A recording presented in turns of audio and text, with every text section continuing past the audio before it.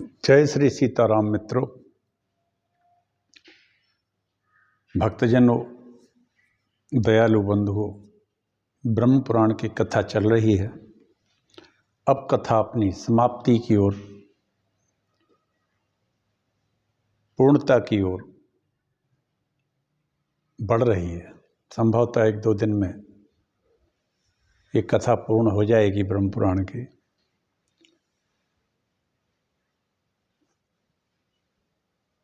आप सभी लोग टीकमगढ़ मध्य प्रदेश से, मैं डॉक्टर राजेंद्र मिश्रा इस कथा को कह रहा हूँ। कथा अत्यंत आनंददायक है। आइए एक छोटा सा मंगलाचरण करते हैं, इसके बाद कथा कहते हैं।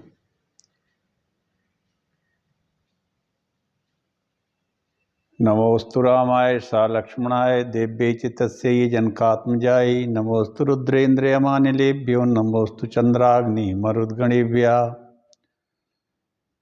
सीतानाथ समारंभां श्रीरामानन्दार्य मध्यमाम् अस्मदाचार्य पर्यन्तां वन्दे श्रीगुरुपरम्परां।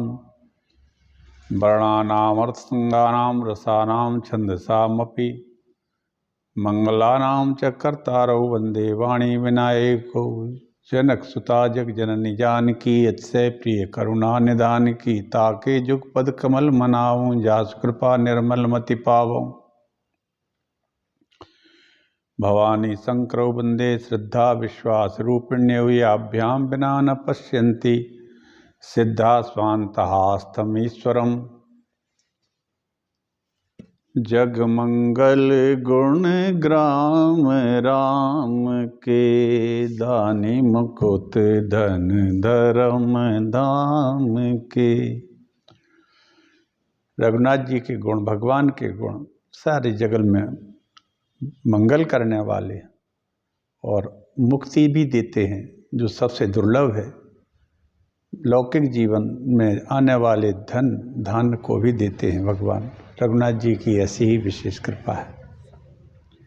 कल मैंने कहा था कि व्यास जी ने मुनियों से कहा, नैमिषारण्य तीर्थ में एक कथा चल रही है जो लोमहर्षण जी सुना रहे हैं सबको, जो ब्रह्मा जी ने नारद जी को पूरी कथा सुनाई थी। वही तो उसी तत्व का निरूपण, उसी तत्व को पूरा, उस ब्रह्म पुराण को लोमहर्षण जी नैमिषारण्य तीर्थ में सतयुग में 12 वर्ष का सत्र हो रहा था मुनियों का, उसमें सुना रहे हैं। उसी कथा को मैं आप सबके सामने कह रहा हूं। कल की कथा में बताया था कि अधिक ना बोले, बुद्धि से मन, वाणी को, ज्ञान की दृष्टि से बुद्धि को जीतें, शांत चित्त हो पवित्र कर्मों का अनुष्ठान करते हुए समझें जिसके पाप धुल गए हैं ऐसा तेजस्वी मिताहारी जितेंद्रिय पुरुष काम और क्रोध को अपने बस में करके ब्रह्म में प्रवेश करता है। कल कह रहे थे लोमहर्षण जी साधुओं से कि तेजस्वी मिताहारी जितेंद्रिय पुरुष, जिसने इंद्रियों के विषयों को उनसे जीत लिया है, मन वाणी को ज्ञान दृष्टि से जीत लिया है, जिसके काम और क्रोध अपने बस में हो गए हैं, वही व्यक्ति ब्रह्म में प्रवेश करता है। अविवेक और आसक्ति का अभाव, दीनता का त्याग, अविनय से दूर रहना, चित्त में उद्योग न आने देना, स्थिरता धारण किए रहना तथा मन वाणी और शरीर को संयम में रखना, यह सब मोक्ष का प्रसाद पूर्ण निर्मल एवं पवित्र मार्ग है। मोक्ष का मार्ग है ये। आगे कथा कहते हैं व्यास जी। व्यास जी कहते हैं, जिस प्रकार दुर्बल मनुष्य पानी के वेग में बह जाता है, उसी प्रकार निर्मल योगी विषयों से विचलित हो जाता है। आहा, क्या बात है। व्यास जी कहते हैं, यदि कोई दुर्बल मनुष्य नदी पार करना चाहे या कोई छोटा मोटा नाला पार करना चाहे तो उसके वेग में बह जाता है। इसी तरह योगी या जितने भी निर्बल योगी, जिसको थोड़ा बहुत योग सिद्ध होने लगा हो या योग करता हो, वह विषयों के वेग से विचलित हो जाता है। किंतु उसी प्रकार महान प्रवाह को जैसे हाथी रोक देता है, वैसे ही योग का महान बल पाकर योगी भी समस्त विषयों को रोक लेता है, उनके द्वारा विचलित नहीं होता। योग शक्ति संपन्न पुरुष स्वतंत्रता पूर्वक समस्त प्रजापतियों, मनुओं और महाभूतों में प्रवेश कर जाते। बड़े बड़े योग शक्ति संपन्न पुरुष स्वतंत्रता पूर्वक प्रजापतियों में, मनुओं में, महाभूतों में प्रवेश कर जाते। अमित तेजस्वी योगी के ऊपर क्रोध से भरे हुए यमराज, काल और भयंकर पराक्रम दिखाने वाली मृत्यु को भी जोर नहीं चलता। जो तेजस्वी योगी के ऊपर क्रोध से भरे हुए यमराज का, काल का भयंकर पराक्रम दिखाने वाली मृत्यु का भी जोर नहीं चलता, वह योग बल पाकर अपने हजारों रूप बना सकता है, उन सब के द्वारा इस पृथ्वी पर विचर सकता है। फिर तेज को समेट लेने वाली सूर्य की भांति वह उन सभी रूपों को अपने में लीन करके उग्र तपस्या में प्रवृत्त हो जाता है।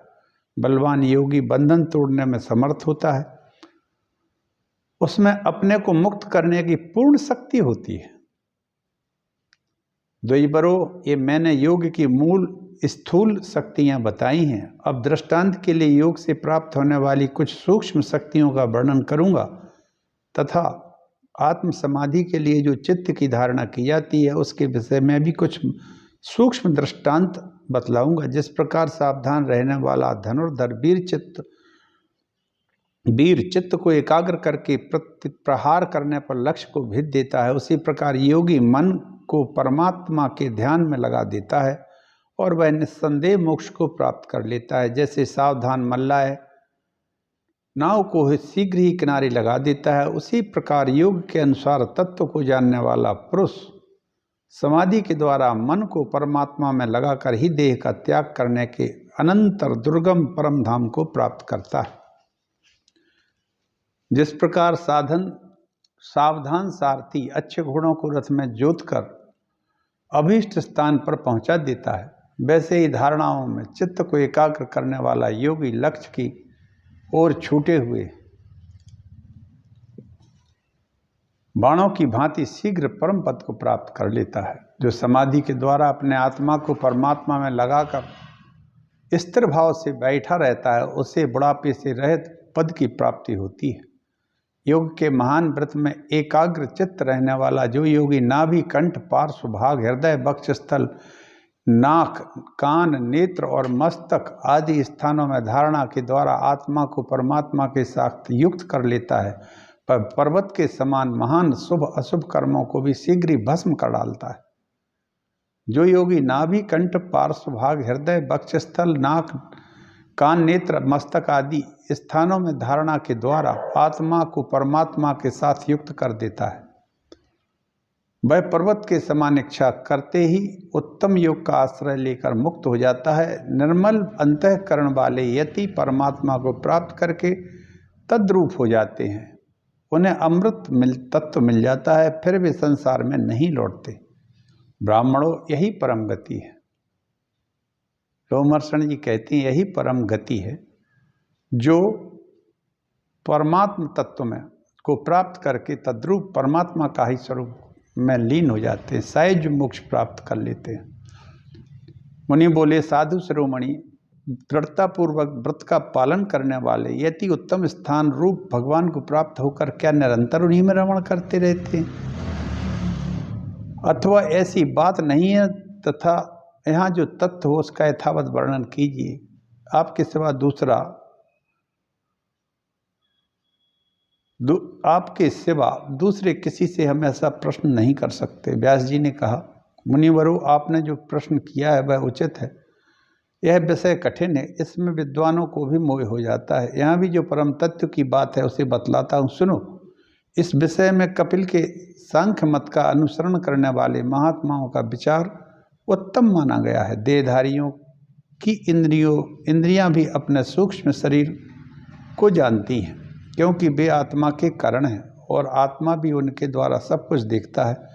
आत्मा से संबद्ध न रहने के कारण वे काठ और दीवार की भांति जड़ मात्र हैं, महासागर में उसके तट की भूमि की भांति नष्ट हो जाती है। विप्रवरो, जब इंद्रियों के साथ देहधारी जीव सो जाता है तब उसका सूक्ष्म शरीर आकाश में वायु की भांति सर्वत्र विचरता रहता है। वाह! जब जीव अपनी इंद्रियों के साथ सो जाता है तब शरीर में स्थित आत्मा बाहर वायु की भांति आकाश में विचरता है। वह यथा योग्य वस्तुओं को भी देखता है, जिसको हम स्वप्न कहते हैं, स्मरण करता है, छूता है और पहले की ही भांति उन सब का अनुभव करता है। संपूर्ण इंद्रियां स्वयं असमर्थ होने के कारण विष के द्वारा मारे हुए सर्प की भांति अपने अपने गोलक में विलीन रहती हैं। उनकी सूक्ष्म गति का आश्रय लेकर निश्चय ही आत्मा सर्वत्र विचरता है। सत्व, रज, तम, बुद्धि, मन, आकाश, वायु, तेज, जल और पृथ्वी, इन सब के गुणों को व्याप्त करके क्षेत्रज्ञ आत्मा संपूर्ण क्षेत्रों में विचरण करता है।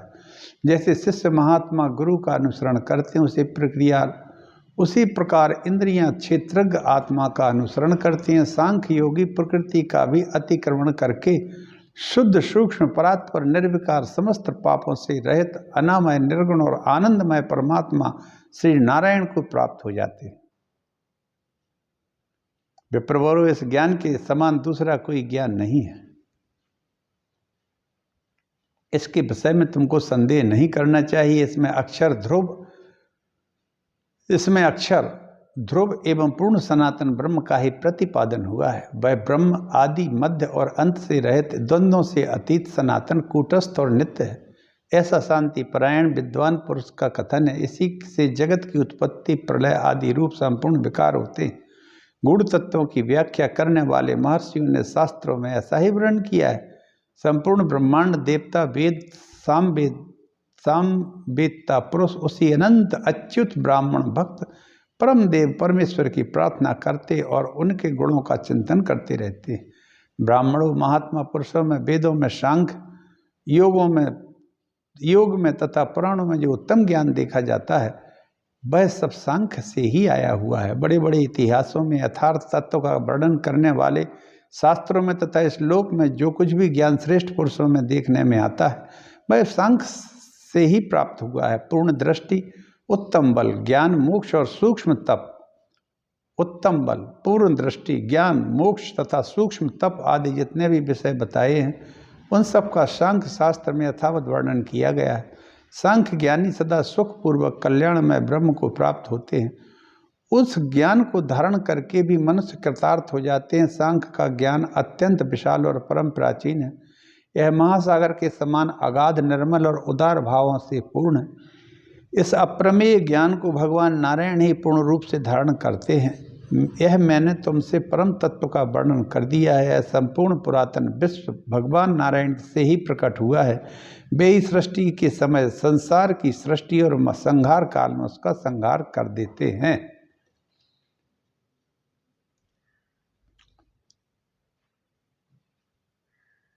क्षर अक्षर तत्व के विषय में राजा कराल जनक और वशिष्ठ का संवाद है।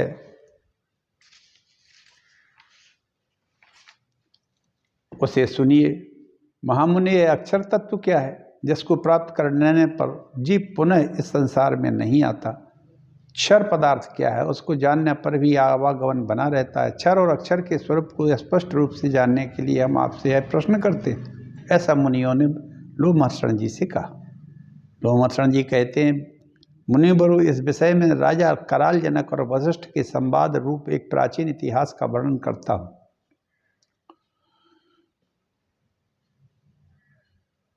वशिष्ठ जी को कराल जनक ने हाथ जोड़कर प्रणाम किया।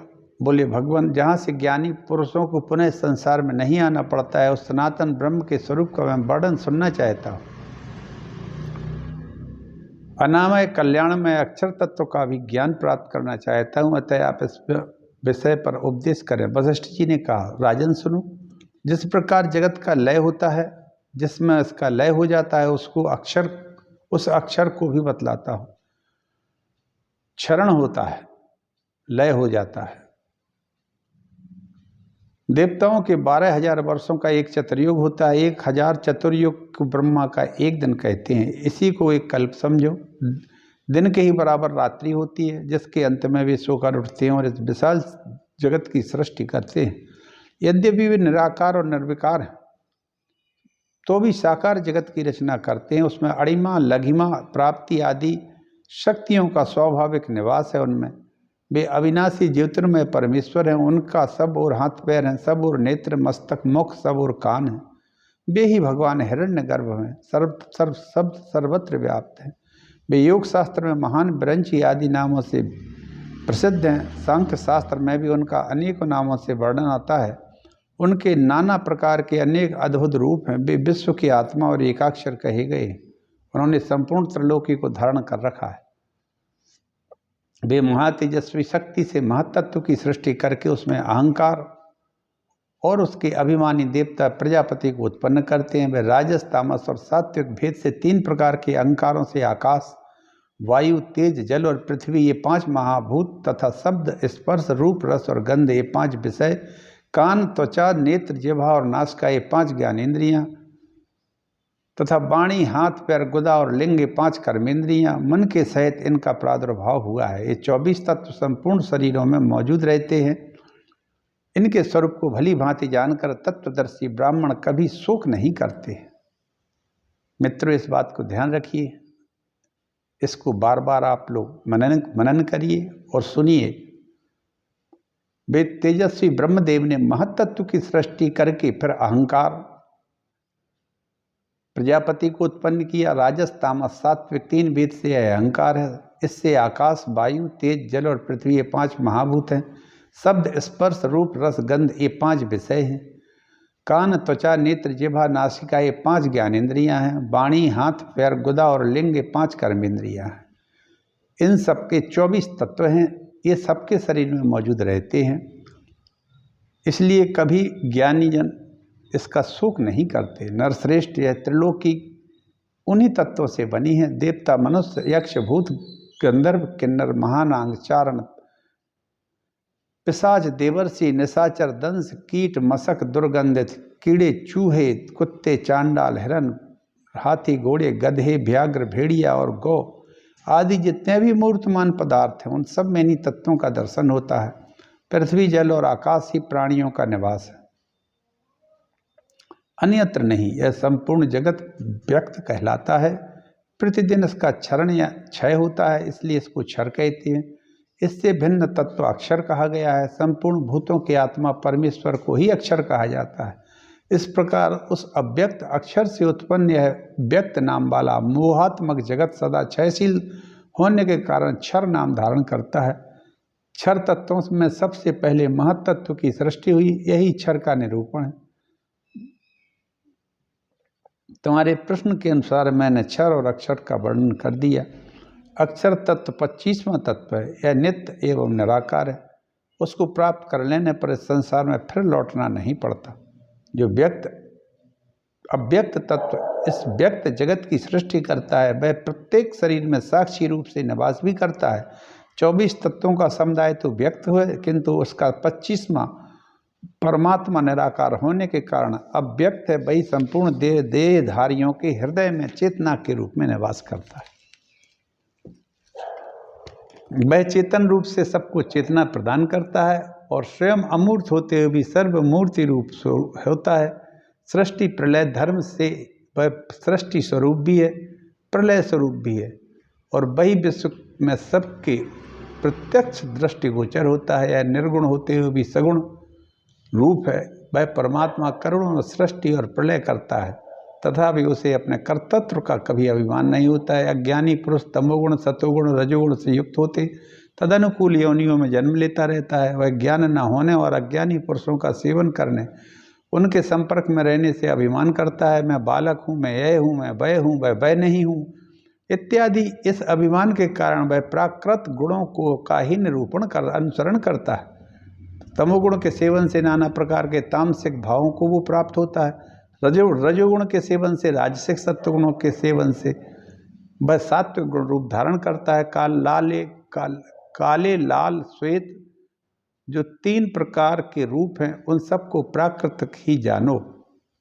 तमोगुणी पुरुष नरक में पड़े हुए रजोगुणी मनुष्य लोक में आते हैं और सत्वगुण का आश्रय लेते हैं, देवलोक को चले जाते हैं। केवल पाप से पशु पक्षी योनियों में जाना पड़ता है। पुण्य और पाप दोनों का मेल होने से मनुष्य लोक की प्राप्ति होती है तथा केवल पुण्य से जीव देवताओं का स्वरूप प्राप्त करता है। अव्यक्त परमात्मा में जो स्थिति होती है उसी को मनीषी पुरुष मोक्ष कहते हैं।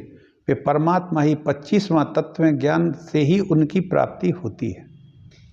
यह 25वां तत्व 24 तत्वों के साथ जो साक्षी रूप में व्यक्ति के हृदय कमल में रहता है, इसका साक्षात्कार होना ही ज्ञान है और ज्ञान से ही उसकी प्राप्ति होती है। इसी के साथ मित्रों मैं अपनी वाणी को विराम देता हूँ। आपको ये पूरा अच्छा लगा होगा अध्याय, क्योंकि इसमें योग और सांख्य योग दोनों हैं। योग और सांख्य का संक्षिप्त वर्णन ब्रह्मा जी ने करा है। जय श्री राम।